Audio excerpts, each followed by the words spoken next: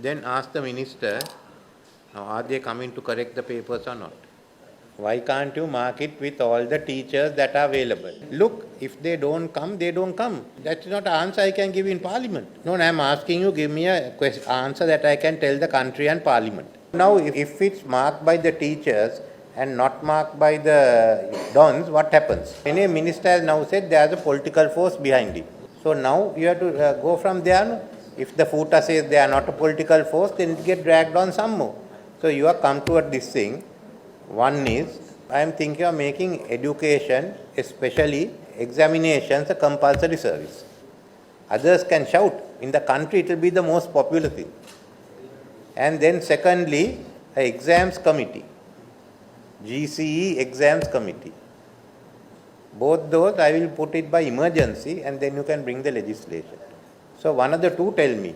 So that I am asking you all this time. All these parents are waiting, you just can't put this thing aside, no man. And if no one, the people who, all those who marked the papers last time must be available for service now. If not, I will prosecute them and take their property off. So it's not a question of moratorium. You will be bankrupt. That's all. You can't stop the education of children, no? But what nonsense is this? So anyway, work out one of the two and tell me. That's all. By next week, I must tell the AG to be ready with the emergency regulation. Let's see which MP is going to vote against it.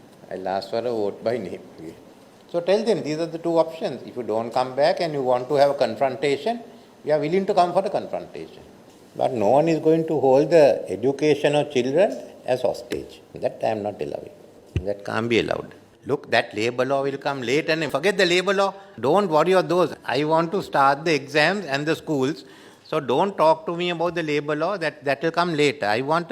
You all must come up to the solution end of this week. If you don't have one, I will take it up in cabinet and then we will decide what to do.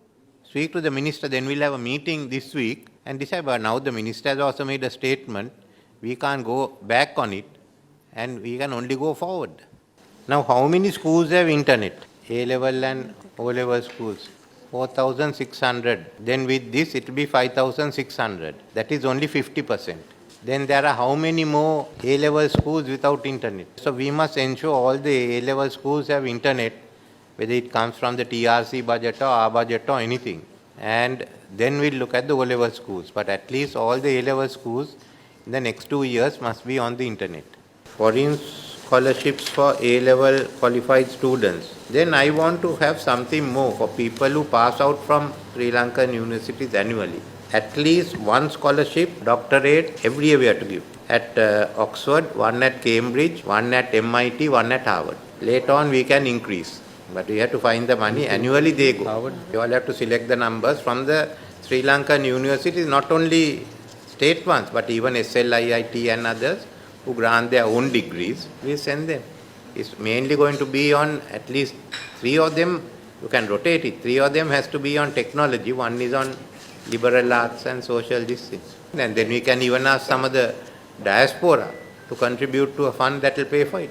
We have to have a plan, both public and private universities. How quickly can you get?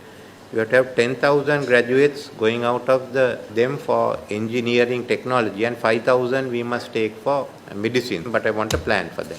Look, you have 350, I was counting or more, government-run technical and vocational training institutes. So why don't we look at it and bring them all under, one is to merge, I don't know, in my view, merge VTA and NITA together.